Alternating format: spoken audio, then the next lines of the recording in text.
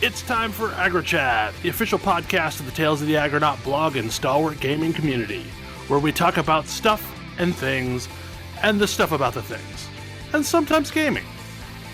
I'm Belghast, and let's start the show. Hey folks, it's that time again. Time for another episode of AggroChat. This is episode 382. Tonight I'm joined by Ammo. Hello. Ashgar. Hello. Grace. Hi. Kodra. Hope you're ready to live, die, and know. Tam. Hello. And Thalen. Hello. And to be honest, this is probably also going to be episode 283, because we're going to record our Endwalker full spoilers show, and those almost always get cut in half because they're too long and there's too much to cover. There's going to be a whole lot to get through.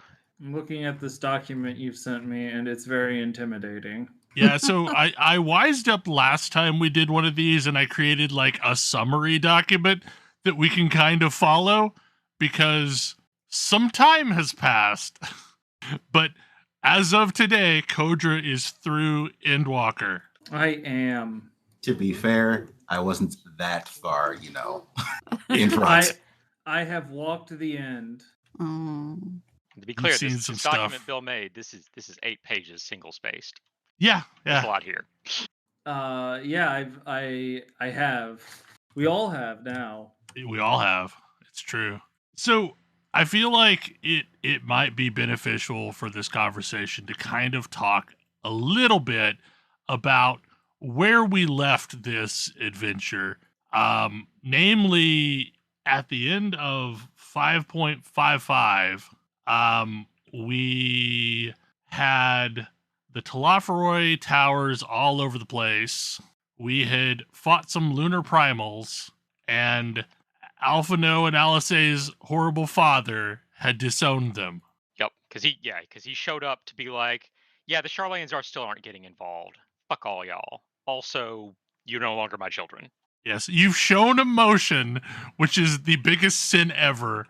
So, you can't, be my kids anymore. And then also, like, another huge thing is Heidelin speaks to us for the very first time since Heavensward. Also, for the very first time, not as a featureless crystal. Exactly. As a person. Yeah, and not like through Minfilia, like Yeah. a person we have not seen before. Mm-hmm. Because I know there's a lot to cover. I do kind of want to note a thing that I'm now realizing is the whole Alice and Alphino thing. Like there's some movement on there, but he never formally brings them back into the family. Like there's never a conversation about that. It's assumed. No, there is not. We'll assume that's like, I mean, honestly, my assumption is that he never did anything actually like legally binding. It feels like there But I should don't have know. been something there. Yeah. I mean, Well, he we don't need to chastised us in front of Seed Mom, so, Yeah. like... I'm guessing he got back and like maybe started to like do something about actually making this legally a thing, and then their mom was like, "What? No." So here's my stops here. theory. Is since everything is a major hassle and just so much effort in Charlian, can you imagine what lawyers are like in Charlian? Oh gosh. Oh no. It probably takes like 5 years to draw up anything. So Yeah. Yeah. Nothing's been finalized yet. there were probably several committees, and you had to have 99 votes about it. And He needed to get it notarized, but the notary was out that day. Now they'll have to start proceedings to stop the previous proceedings. yes, exactly. Anyway, Charlian is the land of bureaucracy, among other things. Yeah. Yeah, it's also where all of the terrible archons come from. This is where they all studied and Yes, got their fancy archon tattoo. And we learned that they were kicked out for being too awesome. Basically, yeah. Like They're Like- they're the only people on that stupid island that doesn't suck. Yeah. Basically, Charlian has had a policy of neutrality and like non-interference since before the original game began. And Louisoix was the one guy that was like, no, actually, we should get involved, because just like sitting around and watching other people suffer is evil. This is so from my perspective, like Endwalker has a bunch of things to say, and they're Yes. really complicated things without simple answers. And I feel like Charlian is an indictment of a variety of things. I mean, Charlian is basically every League of Nations body that has ever existed. Yeah, it's this like stern indictment of centrism. Yeah. And like it's interesting to see that kind of full-throated, hey, this sucks. Because it's not, Charlian is not like a lot of times, especially in games where you see a like turbo bureaucratic society, it's also like hyper oppressive and authoritarian. Mm-hmm. Yeah. And this is not it's that. the evil empire, and Charlian is not the evil Yeah. empire. They're just an ineffective bureaucracy. I mean, Yeah. it's a giant university, is what it is. And it's like Yeah. it and there's like, I mean, that is the other thing that it seems to be critiquing at some level. I mean, it is true of my Aw. memories of academia. It's like, But what it's- if an entire nation was run by academics? But it's a fascinating it's a fascinating like start to what felt like a trend of broaching difficult topics that don't really have answers. Like it made me really realize, and like we'll probably get more into this with other areas, but like it really made me realize how much moralizing games do, where it's like, here's a thing, and here's the answer to that thing. Yeah. This is the moral of this story. Yeah, And Endwalker does not do that. no, Endwalker gives us a lot of things, and then is like, and it's complicated. It's really complicated. So essentially, where we leave things off in the 5.55 patch is we're pretty convinced collectively that Charlian isn't telling us everything that they know, and that's our only real path forward, is to go to Charlian. Yep. Luckily, we have a whole bunch of friends who are originally from there. And luckily, they're all part of an organization called the Students of Baldesion that are still technically on the books. Specifically, Kryl and Graha are. Yeah. Yeah. They are students of Baldesion because, and the students of Baldesion mostly doesn't really exist because they had their own island and then it vanished, and that's Eureka. And that's a whole thing. But so Kryl's like, Kryl basically says, okay, we're going to rebuild the students of Baldesion, and we're going to hire this adventurer to help us with it. And that's why we get in. And also Estinian. Yes, and also Estinian because Tataru and Kryl finally just got in his face and were like, you're joining the Scions, right? Okay, fine. And nobody says no to Tataru. Weird, emotional weakness to Lalafell is fascinating to me. It really is. It's so hilarious, seeing Estinian post deciding that actually dragons are cool, really, having emotion some and being goofy occasionally, and it's really entertaining. I mean, Estinian is my winner of most improved character for this expansion. Yeah. Yeah. Estinian has gone from, this metal caricature of a character to a really pretty well-rounded person, as well-rounded as you're going to get out of Estinian. He cracks the occasional awkward joke. He's really bad with money. Yeah, I was gonna say, don't send him shopping. He really cares about Alphino. Yeah. Except for when he's mistaking Alice as Alphino. Well, he still cares. He just doesn't know which is which. To be fair, back when they had the same outfit, did we really either? Oh, we did. Look. You know that when a red ribbon is talking. Exactly. It Smart was things just are the being color said. of the ribbon. I could tell the difference back in ARR. I mean, back in ARR, one of them had a role and one of them existed. One of them had a role that was making a positive difference, and one of them was not that thing. I'm not going to say that Alice's role in Binding Coil was in any way relevant or important, other than she gets you to Binding Coil. Yeah. I mean, that is a starkly more positive influence. That's than fair. Alphino has. Yeah. Alphino makes some mistakes. So one of the things that happens that's real interesting is on the boat ride to Charlian, we are visited by the ghost of Christmas past. I mean, Yeah. Hydaelyn. We have a And vision. we're basically warned that like Hydaelyn is running out of power and she won't be able to talk to us anymore.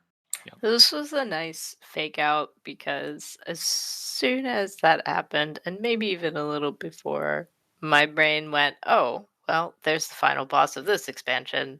Mhm. Yeah. Yeah, because we had been Yeah. primed.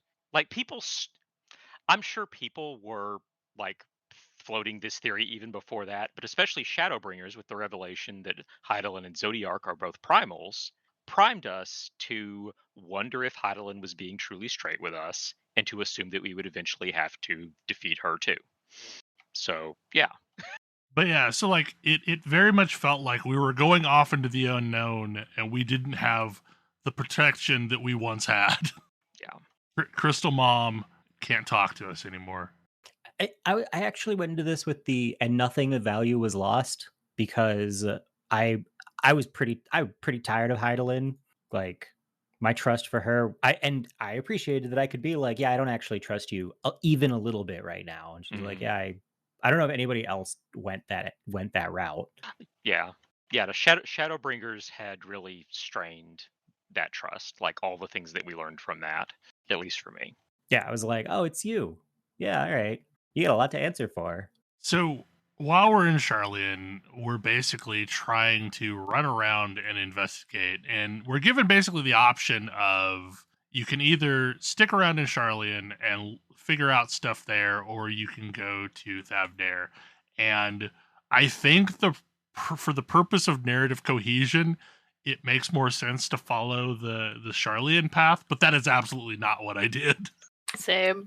I went to Thavnair instantly. I did Charlian first. I also went to Thavnair first, but yeah, it does make more sense to go to the story would have made sense if you went to Charlian first.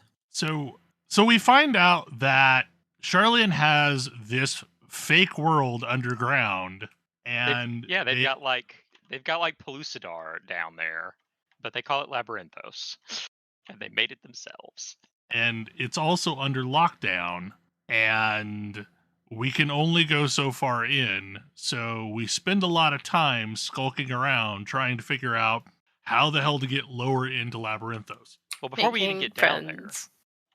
before we even get down there, we see a whole bunch of people who are gleaners so basically all of the academics, they're too busy doing academic stuff to like go out and find the things they need for their research. So That there's all checks these, out. yeah. So they send all these guys out to go get whatever they need from around the world and bring it back. And boy, there's a whole lot of them bringing a whole lot of stuff back and taking it all straight to Labyrinthos. And they are definitely more relatable to us as a character. Yes, because they're like Yes. guys doing jobs, and like we They meet are our game devs crunching. yes, we meet our we meet our bunny boy NPC because of course there has to be a bunny boy NPC because they added bunny boys. And Yes. he's great. Rest. Yeah, He's so a cool we dude. we meet this character called Aaronville, and Aaronville's great, and also starts to give us a better understanding of what's going on, and that it's not just our imagination that like gleaners are running around like crazy. That oh no, they're working overtime. Yeah, notably, it's like super crunch time for gleaners. And Uh-huh. like, I don't know, this goes back to that making commentary about Charlian, because it turns out that this whole like semi-idyllic bureaucratic society is propped up on the backs of these like really overworked laborers. Right. Yeah, I mean they're the blue collars of Charlian. Again, sounds just like any university. So we happened to overhear a conversation between Aaronville and one of the members of the forum, and essentially they are hoarding resources for some reason because of the final days. They're preppers. They're preppers. I mean, I kind of figured this one out pretty quick. Yeah, I think everybody does. Yeah. Because so in The game does try to like hide this information from you, but not very well. yeah, well, so like in the library before you go into Labyrinthos, like when you all get caught and kicked out, there's a book in there talking about Neuralithur. That hasn't happened yet. It At this point. hasn't. No, No, I that's thought that you- hasn't this. happened yet. Oh, This all happens before that happens. Mhm. No, Um, it's weird because you spend a whole bunch of time doing a bunch of clandestine stuff, and then the thing that actually gets you into trouble is nothing that you were doing at all. Right, Yeah. exactly. It's So it's Graha gets Graha. caught.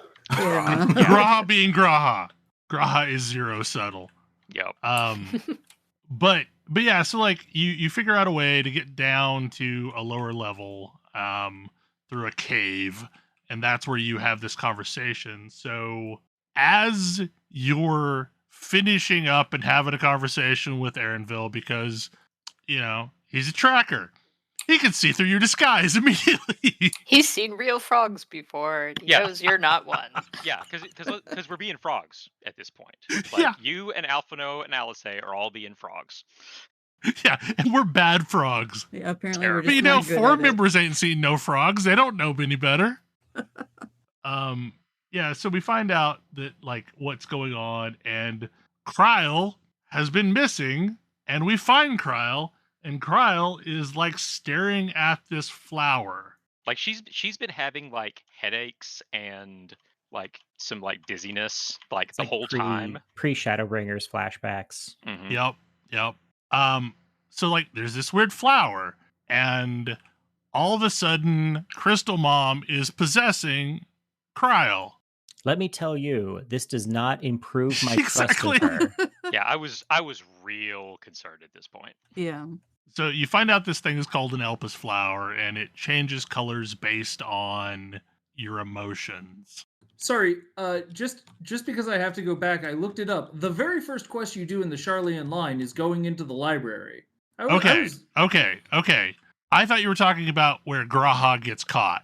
No, you go into the library, and in the library are books about unpronounceable name and who is actually just Noah and his ark that found Charlian. Okay. Yeah, the boat that's hanging out in the middle of the mountains over in Alamigo. Yeah. Yeah, and so like as soon as I read that book, I was like, that's interesting. And then it was, oh, we're collecting, the gleaners are out here collecting a whole bunch of species. I was like, oh, they're building an ark. It's like, oh, they're doing that again. Yeah, I had so initially my first thought was they're just all going to go underground into Labyrinthos and lock Yes. the door and let the rest of us die. That was my thought. Like, it wasn't that they were building an ark. It's just that they're going to bunker up and wait till everything blows over, and then No. it was the Fallout thing. They're going to emerge from the vault. Yeah. I did also think along the arc line. Mhm. If you read Yeah, all same. of the books, Mhm. there is a book that does not get you progress on the quest because it is not deemed as relevant, but it is talking about the founding of Charlian and unpronounceable name Yeah, and his I- ark. I Well, they- remember that now that you mention it. Yeah, well, and they do make it clear, like once you talk to Aaronville, and then when you hear talking with the four members, that they're not just bringing stuff into Labyrinthos; they're cataloging everything that's in Labyrinthos in Mhm. preparation for moving it somewhere else. And at that point, I was like, "Oh, new arc, got it." Well, and like the other piece of this is it's not just that they're cataloging things; they're going out into the world to find specific things that they think will be useful going forward, Hmm. that have some useful property. If only they considered spice a useful property. Yes. Yeah. Yeah, notable if you're a crafter and you start in on the culinary and alchemy stuff. Once you have access to those, that involves trying to fix the taste of a perfect foodstuff that has been developed. It has everything you need. It just tastes like garbage. sadly, the professor who created it doesn't care that it tastes like garbage. Doesn't matter what it tastes like. But his assistant is a little concerned about this. So I wonder why they might want a foodstuff that gives you everything you need based only on things that can be grown within the labyrinthos. So once we've had our little conversation with Kryl, aka Heidelin, we find out that the Elpis flower will lead us, and we take one with us. And while we're down there, we find out that Graha has gotten in trouble. And as you see in the trailer for Endwalker, has snuck into the forbidden area and got caught, which causes us all to get brought in front of the forum. Like, I feel like he told us that he was going to do this, and we were like, yeah, that's probably a good idea. And yeah, he did, but Yeah. like I didn't expect him to get caught, but Yeah. never mind. I should He's have. the one with an invisibility spell. Maybe should Really, he used shouldn't it. have gotten caught. As I recall, when he apologizes to us, is basically he got so like wrapped up in the books that his invisibility spell faded and he didn't notice. Yeah, that checks out. So here's the thing that bugs me. I've spent a bunch of time in the pre-expansion and the early expansion being really annoyed with Graha, because at what point did he go from the Crystal Exarch to Being the crystal dunce. like being a like sort of pathetic hanger-on? He's been working mean- really hard for a really long time, and now he doesn't have to. Yeah. Mm-hmm. It feels like he's still mostly competent, like, especially in some of the pre-expansion stuff. He's very competent. He's just not, he's just a fanboy of yours. Yeah. Now that he's in a body that isn't, old, he is going to indulge himself and follow you everywhere. Well, and I also kind of wonder if like the transference process transferred memories, but not like emotional state. I have no idea. It felt incompletely explained to me, because like I did not agree with everything he did with the Crystal Exarch, but he was eminently competent and like completely self-confident in his own abilities and like knew where to apply his abilities. Like the Crystal Exarch would not get so wrapped up in a book that he forgot about his invisibility spell. That is not what that character would do. I mean, That character would make a very stupid decision. Actually, I'm but- pretty sure that what's her name, his guard Mhm. had to Lena. like bring him food and things because Yeah, he Lena- didn't know Lena to pay said- attention. She actually had to do stuff like that. Yeah, like he and would didn't, regularly forget to eat. yeah, and didn't he like try to use a fish as sleep. a knife once? So he was kind of forgetful and goofy at times, even as the Exarch. I don't know. It felt like a super disconnect. But Like, it- I do feel like that's something that we were mostly told about rather than shown. Like, Yeah, it's not it something that felt we like- saw personally. It felt like something that he had grown out of, at least by the end of Shadowbringers. But then not. Anyway. But I mean, like you also kind of get the impression that like, well, okay, so the Graha that we knew before was like this effectively teen that just had like a great legacy. Yeah. And like I almost wonder if it's a situation where like he's got all the memories, but he's still this teen that is now has all these memories. I don't know. I think that works. Anyway, so Graha gets us in trouble, and we all get thrown in front of the forum. Gotta go to the And- principal's office. And Graha dropped some knowledge on us that basically something happened 270 years ago that caused Charlian to completely change their interaction with the rest of the world. And it And- coincides with when they began doing research in the Ethereal Sea. Hmm. So the anti-tower and all of that. And someone in the forum starts to say something and gets like visibly choked. Yeah, I was about to say Mhm. it sure looked like a force choke. Yeah, it was like a Uh-huh. forced choke. So basically the Charlians say that we can stay in Charlian, but we can't get in the way of their secret business anymore. Like, basically, if we take any more actions to like investigate it, any of that, they will kick us out.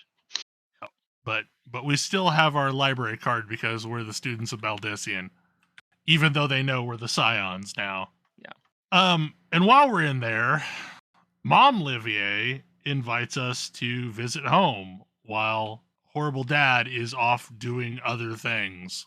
And we find out that she wants none of this disinheritance stuff. Well, we should also point out that there's one member of the forum who actually is like, actually, I was best friends with Galoof and what's the old Levier's Louis name? Soir. Louis Soir. And so I'm gonna do whatever I can to help these kids out. And I'm gonna be the one cool member of the forum and convince you to not throw them all out. Yeah. Yeah, Yeah. Monteshane. Monteshane. And if you did what I did, went to Thavner first, it feels real seamless when you follow up and talk to him. But like that doesn't actually happen until after both sides of this have actually been resolved. So there's some stuff going on in Thavner. But first we go visit with Mom and find out she really isn't on board with this disowning thing. And also, you know, you get your Alphino Sage origin story. Yeah, this is when Alphino job changes and gets new clothes. She is not on board with them getting disowned, but she's also not like, she's like, I just wish everyone would get along. And it's like, yeah, I bet everyone would get along better. It's too bad one of us decided to disown. Maybe we could have a talk about how one half of this conversation is really interested in not getting disowned and the other half is interested in disowning, and maybe we could like feel some empathy here for this situation.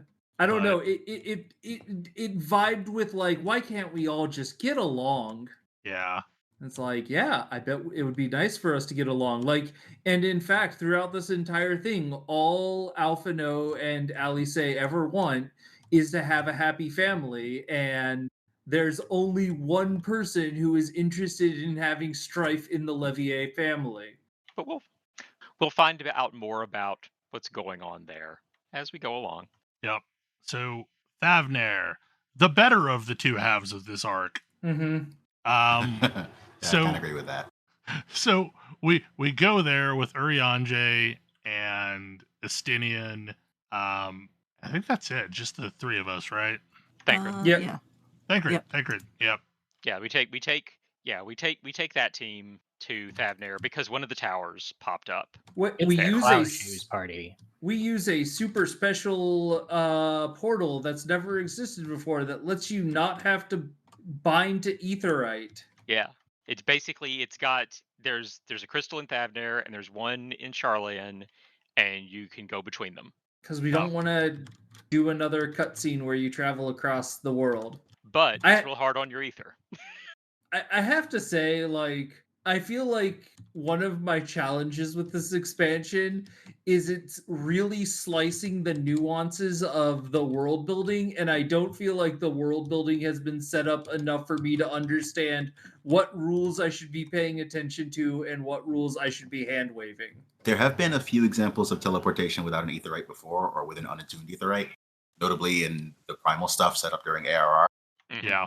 And it's always been presented as really risky. Like even over short distances. Yes, but then later in the game, we're able to use Aetherites. Like, is Aetherite just super magic? Like, it feels like we're able to later on use Aetherites that don't make sense, and I don't know how those mechanics work. But you're attuned to those, so it's okay. If you're referring to the ones in places that we shouldn't be able to actually get back to, then they kind of just handwave that. They actually do kind of address it, and they address it basically as like, this is really weird that you can still get to this place. We're not entirely sure why, but we're going to take advantage of it. I guess, but that's kind of my thing, is it's like there's some things that feel like they should be really easy to do that are like the story tells you, oh, this is very, very dangerous. And then there's some things that's like, this seems like it's impossible. And it's like, oh no, you just do that. Like sometimes I need to pay very close attention to like the mechanics of the world, and then sometimes I'm not supposed to pay attention at all. I mean, we did get sickness when we used this etherite. But Some of us yeah. worse than others. But that's kind of my point, is like, we were really supposed to pay attention to the mechanics of the world when it came to using this etherite. I mean, as the laws of reality break down, I think it gets a little hand wavy. Yeah, and I'm mostly fine with the laws of reality breaking down being hand wavy, or even like the laws of reality being hand wavy. I'm willing to put up with a lot of like just video game stuff is happening in my video game. But then it's like, when some of those laws of reality become plot points, they draw attention to other aspects that I'm like, wait a second, how does this make sense? If like I'm supposed to be able to in-game universe explain this part, I don't feel like I can in-game universe explain these other related bits. I think on some level, we have a situation where there's just a story being told that involves a lot of travel. And we have to come up with ways to make that travel take less time than an ocean voyage. Yeah. Yeah. Oh, that's right. Yeah, like Estinian was already attuned to that etherite, so that's why he was okay. But Yeah. the rest of us had not been there, so that's what we had to do. And because he was okay and had the money, he made some bad decisions. Because Estinian is bad with money. He bought a super fancy hairband that the person who sold it to him assured him is like indestructible, and it's super, super great. Yeah. Yep. Keep his hair up so it wouldn't, make his neck hot, because it's hot in Thavnair. So yeah, like we're roaming around Thavnair.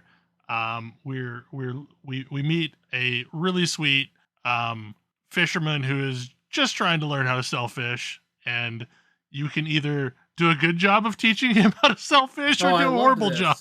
Wait, you could do a good job of teaching him I how really to... wanted to do absolutely. a good job, and I did not feel like I had even the faintest idea what would be a good job. I successfully sold 2 of 3 fish. Yeah, I did too. I did not sell I think I single sold fish. 0. Yeah. So basically, being direct was not the way to go. You had to act interested in the person that you were talking to, and then watch for an opportunity to kind of say oh yeah, hey, you know what? This fish will solve your problems. Oh, you had to lie. Okay. You had to lie. No, you're not. No, because you're not lying. In fact, the fish would be useful to them in this situation, but you have to let them bring the situation up and then give them this as, oh hey, this could work. I think the only one where I tried that, they just kind of rambled on and never got to selling the fish. Yeah, I tried that with at least one person. They were like, "Oh, well, it was good chatting with you. Bye." And I was like, Yeah. Okay, Yep. cool." Yeah, that was the one that I didn't successfully sell a fish. Yep. Yes. Yep. But the other ones, one of them, they specifically needed non-perishable foods, and once you got to that and learned that from them, you could suggest to your friend, it's like, hey, maybe you have some preserved fish that they might be interested in. Sale. And we just happen to preserve, the fish that doesn't sell from previous days. Yeah. But yeah, so it's, it was possible. I mean, and that's an entirely skippable story quest, but I feel like it's important later. Because... I mean, it's important to give you a connection to this fisherman character, who is a Matanga, by the way, one of the elephant people. That up to now we haven't really met any friendly ones. All the ones in Heaven's Word were very angry. But everyone is really scared about everything, it seems, when we go there, and people are trying to flee Thavnair, if I remember correctly. Oh, because that tower popped up, and it's Yeah, and they have news of what's been happening at other towers around the world. So Thavnair is no longer safe, and all these merchants just want to be safe and sell their wares. Yeah, it's playing havoc on trade. But we're sent there to find a Matanga named Nidhana, and she's actually one town over. There's a little town where a whole bunch of alchemists are all working together to basically find a way to approach the tower without being tempered. Because you can go just fine, or someone like Ehrenwald, before he was in a wheelchair. But most people aren't protected like you guys are, so they're looking for a way to do something about that. Which is this means protection against being tempered, which again is a pretty big damn deal. Mm-hmm. Right. as far as this game is like that's been the horrifying thing since ARR, that like people get tempered if they, get too close to a primal, and then they're lost forever. And Yeah. so we've already found a cure for the ones who have been tempered. Now we're looking at a way to prevent it from happening in the first place. Well, but our cure is kind of an imperfect solution because it is really labor intensive to cure someone. And it's dependent on getting to them quickly enough. Yeah, because if their ether changes too much, there's no coming back from it. Like as soon as they start like mutating it into elemental creatures, well, at that point, it's you can't do anything. So as we're arriving, creepy dragon kid arrives and brings a fresh shipment of dragon scales. And in another indictment of academia, all of these academics that can't be bothered to give anybody the time of day come out from nowhere and seize their new test materials. Well, they were all asleep. They were all taking a nap because they worked themselves too hard. Also, I'm pretty sure by this point we've learned that the tower is being referred to as the Tower of Zot. Yes. Which is amazing. Which means if you played Final Fantasy VI, you know who you're about to fight. You mean 4? Yeah, 4. I'm sorry, 4. Yes. I keep thinking 6 because there's a different tower there that I keep thinking of. But yes. So essentially they've figured out a way to create this talisman, and if you are wearing the talisman, they think it will keep you from being tempered. But we need to test it. So we're gonna go visit the Tower of Zot, and for the most part, like, everything's going okay. Like, we're just going over to the island. Nidana takes some readings and everything's fine, and as we're about to leave, Fan Daniel shows back up. Yep. It's this asshole again. And we find out he's not just Fan Daniel, but he's actually Amon, the dude with the amazing hat from Circus Tower. The dude responsible for all the crazy cloning and all of that. Because he was bored. Yeah. Well, because he was bored and everybody around him was bored. And so, like, the nobility thought it would be hilarious if he put a cow's head on a dude. His reasons. Yeah. But yeah, so, like, that didn't exactly improve my opinion of Fan Daniel, which was already super low. I was going to say, I'm not sure it made mine any worse because it couldn't have gotten a lot worse. Right. Mostly it just gave us a little more insight into why he is so utterly nihilistic and like. Well, it was just like one of these moments of like, oh, of course you're an asshole. You're that guy. Yeah.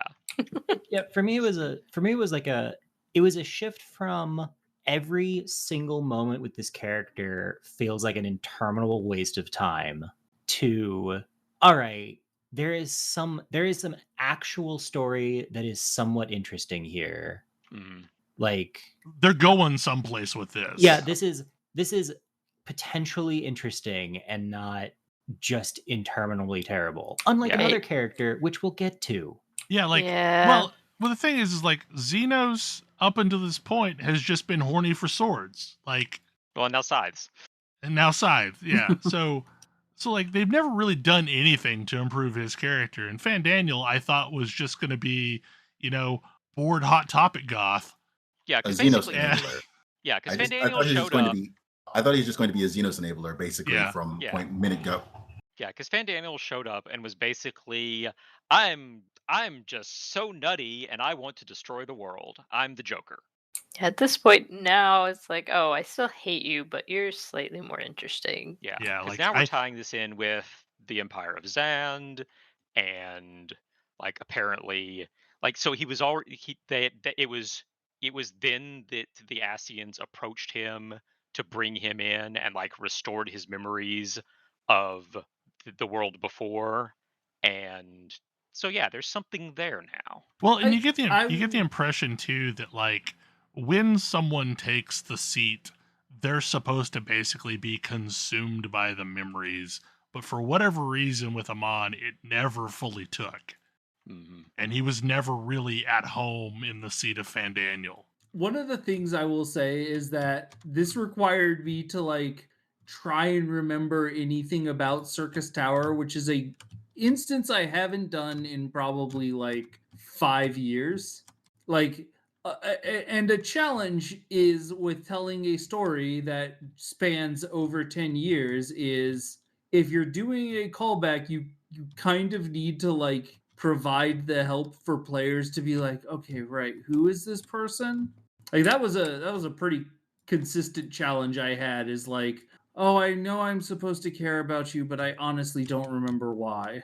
I mean, the important thing about this guy is that he had a fancy hat. Yeah. Yes, the Yeah. fanciest Hmm. hat. And But it was very it- theatrical, which explains a lot about Fandaniel. It did not. What I guess what I will say is this reveal did not make me any less exhausted by Fandaniel. I mean, it didn't make me like the character any better, but at least let me know that they were going somewhere with it. Well, and it didn't let me really know they were going somewhere. I was still exhausted by this story. Okay. So as we're learning all this out from Fandaniel, I don't remember what happens, but somehow Nidhana gets pulled into the tower. Fandaniel actively is like, I'm going to be a jackass, and sticks her in the tower. Yeah. That's how he does. Yeah, So the but like, talisman still works. It's just he's acting upon pulling her into the tower. So this leads us to rush off to the capital and meet with the satrap, which is the quote-unquote ruler of Thavnir. I really like this scene. And the second that you have Astinian in the room, he's like, nope, there's a dragon. Yep. Like, yeah, Astinian is immediately like, okay, yeah, but like, just show us. yeah, where is Yeah, it? like, Where is he? I want like- to see the dragon. like Astinian effectively is a dragon now. And to me, this scene was two dragons sniffing butts. Yeah.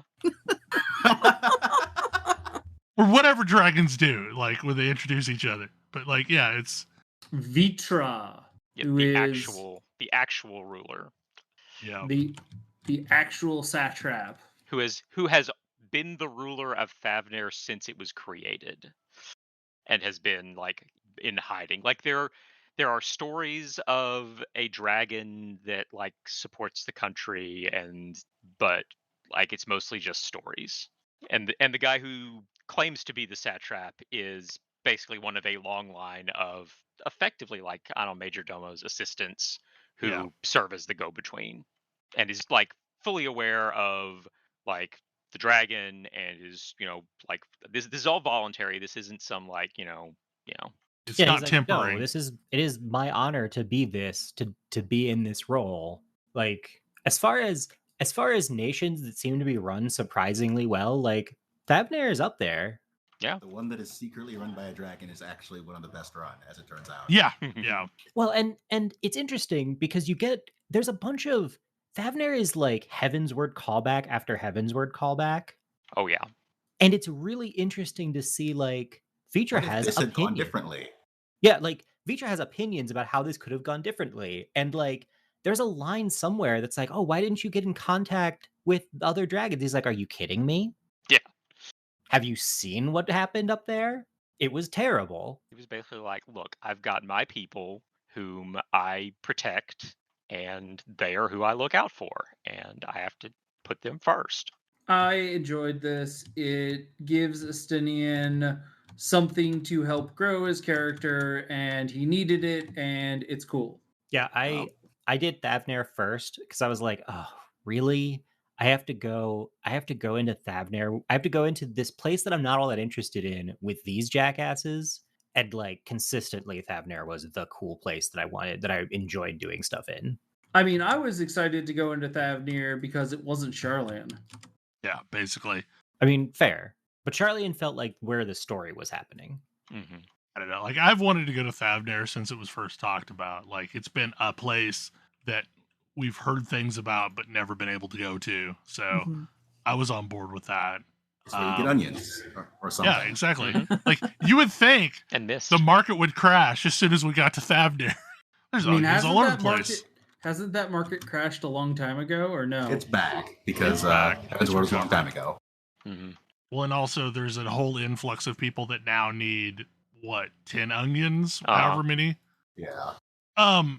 So we agree that we have to go save Nidana from the tower, and if we do this, the Vitra will totally give us enough talismans to outfit our entire army. Because remember, these talismans are made from dragon scales, like his scales. So there is an element of like temporary sacrifice on his part. Like this is going to be more scales than he just like naturally sheds.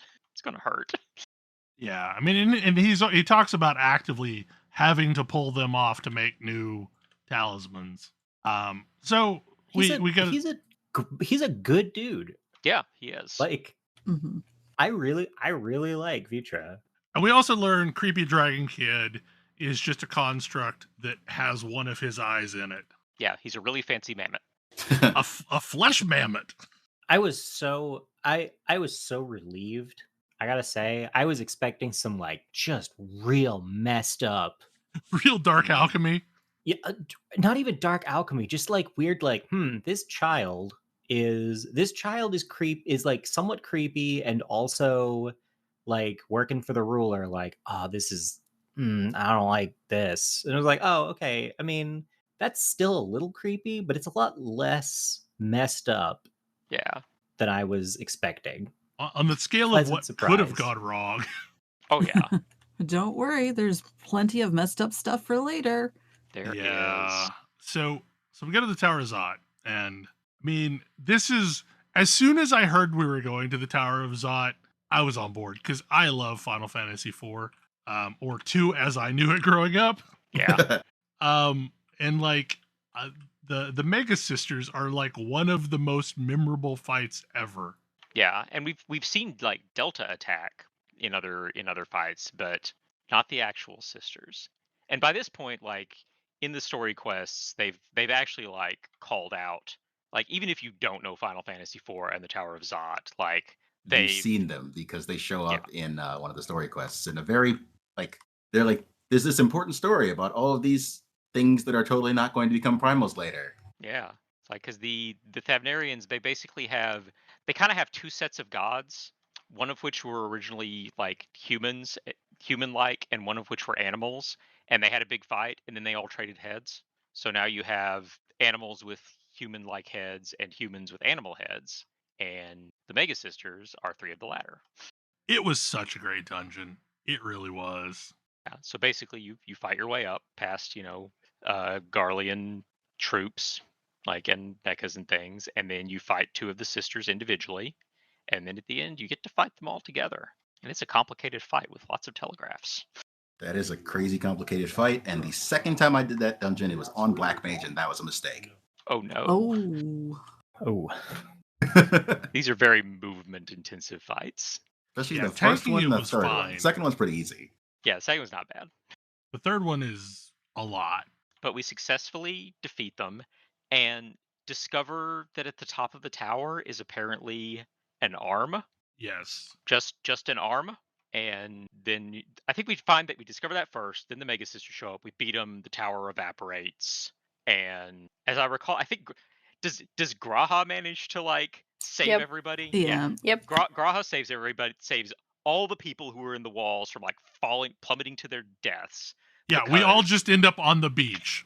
Yeah, because he can cast some really awesome spells. Get a teleportation magic. Just had to screw it up several times to learn it. Yeah, well. So after we've saved Nidana, we have our Elpis flower, and we're talking about its properties, and she brings up the concept of Akasha, which is in Thavnair, they believe that there's two elements to every being. There is the Aether that makes up the physical being, and then there's the Akasha, which makes up effectively the emotional being. Yeah. But like it's almost impossible to influence Akasha. The Aether is so much stronger that it drowns out the Akasha, and very few people even know about it. Like it's not a commonly studied thing. But that, her theory is that this Elpis flower, reacts to the same force. Because the Elpis flower turns pretty colors after, we we save the day and save everyone. This won't be important at all, Yep. obviously.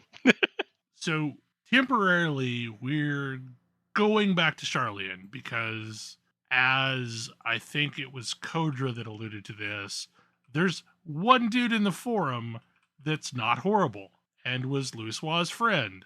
Like he was Alphino and Alice's teacher, like remembers them fondly. He's a good dude. I wondered for a moment if they were setting something up, but he's a good dude. Yeah, so essentially he's the one who informs us what's going on, that there is literally a gag order, and goes into great detail to explain how it works. Where, like, no one in the forum, because this spell has been cast, can utter a word about their secret mission. They just all know about it and are all acting upon it, and it takes a vote of 99 members of the forum to dissolve this spell. To undo the spell, yeah. Also, this spell is complicated, and they explain it in detail, and will eventually use it to make you cry later. Yeah, it has to do basically with the idea. He explains it as, if you've got writing on a piece of paper, that's effectively like that's your memories. And if you then pour a bunch of ink all over the paper, the writing's still there, but you can't read it anymore. And that's basically what this spell does. It kind of like just covers over the memories. And so once the spell's removed, the memories are still there. Everything will be fine. The other thing that could, restore said memories is death, basically. Like once you're in the ethereal sea, theoretically, like those would be gone. All of your but memories separate. Strong memories like remain for as long as your ether like holds together. Again, this won't be important at all. So after that little interlude, we go back to Limsa to check in on how things are going and deliver our cache of all the talismans and try and figure out a course of action to fight the towers. Yeah, and basically kind of the conclusion that if we spend a lot of time attacking individual towers one by one, all the towers are funneling energy to one big tower in Garlemald, and they're gonna do something with that. Right, and So because we found that time arm, limit. they're doing something with the body parts. So we're pretty sure we're on a time limit, and if we just go around dealing with the small towers, like we probably don't have enough time to deal with that. So we need to take out the big tower. We're So going essentially, to Garlemald. all of the citizens of the world pledge groups to come help us. Yes, and it's Mostly. all these people like that we've encountered throughout the story, like from all the different like nations and organizations, and yeah. Also, basically every class quest NPC. Yes. Yep. Yes. And I know that the White Mage class quest NPC, like that it, like there's a specific thing, like if you have the White Mage job, Yes. like referring to your White Mage abilities. I don't know what they say if you never like did White Mage.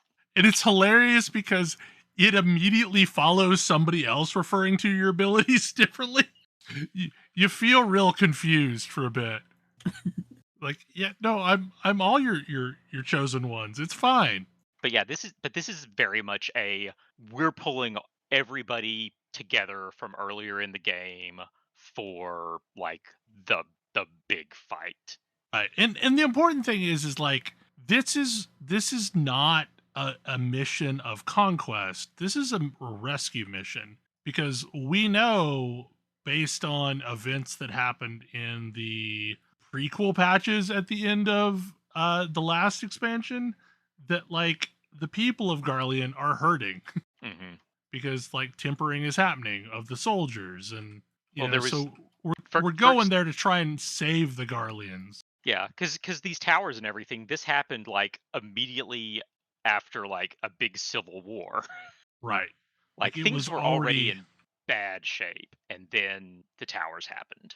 So we're going in to take out the big tower and untemper any Garleans that we can, and help whoever we can. So we make our beachhead of sorts, in this place that we call Camp Broken Glass. And it essentially looks like it's a camp that was abandoned because they couldn't get the heaters working.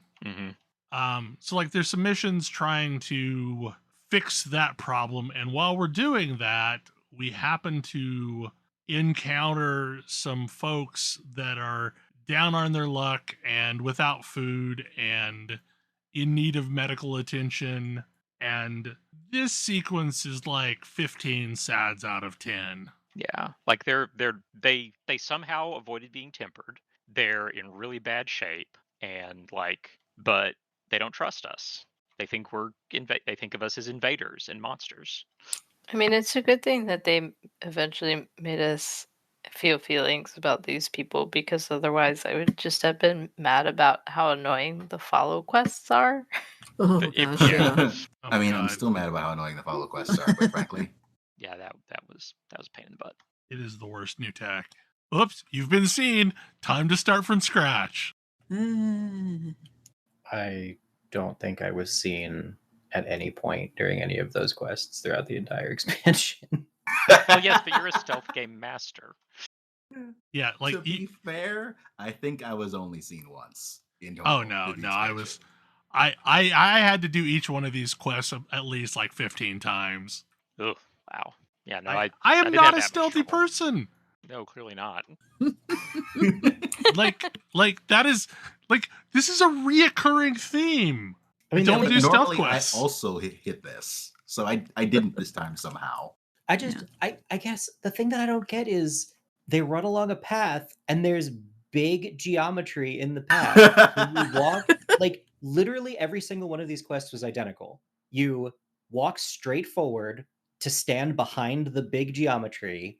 You wait until they walk past the next big geometry. You wait for them to do the like sneaky, turned around and maybe caught you. And then Uh-huh. you run to the next big geometry and you repeat until the quest is done. It was like, Tam, I would get bored and start to get twitchy and flip just a little bit too far outside of the thing and get seen. you had a Rubik's Cube. This is also the Lalafell player here too. But on that note, I was also pretty not great, especially at the first one. I mean, honestly, the main I time want to say I the got first seen. one that had the first one that had surprise turnarounds rather than just expected turnarounds was the one that Yeah. got me. But then none of them after that. Yeah, I, don't know, once I there was definitely had that, the and like, then I expect this thing to do a sneaky turnaround, right? Yep, there it is. the problem that I ran into with a couple of them, it wasn't. I didn't get seen. I ended up too far. I ended up not being close enough That was because my I didn't know if problem. a sneaky turnaround was coming, so I didn't move quick enough. Yeah, I had to do Yeah. each of them at least 2 or 3 times, and Yeah. it was this. It was what you just said, Thalen. Well, it was a was juggling trying act. to be too sneaky. Yeah, There was definitely one. I don't remember if it was a main story or a side story quest where you're like following some kid and Yeah, through the through the burnout ruins. Yeah. Yeah, It's technically a side story quest, but it follows on from a quest that gives you an ether current, so it's likely most people did it. yeah. Yeah. There's a single spot where once you reach that spot, you can just stand there until the quest is done. Yeah, but like, okay, so in that specific area, there's like 5 things that look like they're the thing I'm supposed to be hiding behind, and most of true. them are the wrong answer. yeah. That one was probably the trickiest one. Don't like stealth games. I mean, yes. the Metal Gear Thancred part was okay. I enjoyed that that, was- but I didn't like the follow Yeah, ones very well, much. Metal Gear Thancred gave you tools to Tools. do Yeah, stealth. true. Metal Gear Thancred pissed me off so much. I mean, Uh, it's worth noting. It's worth noting that I didn't actually think the follow people sneakily quests were good. I found them insufferably dull Hmm.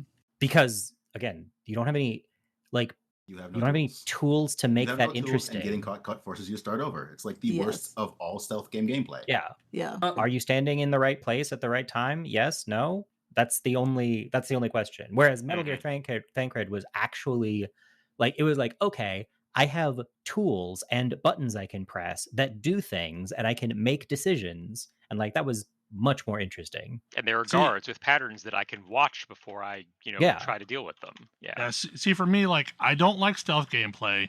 I hate when a game makes me play as someone other than me.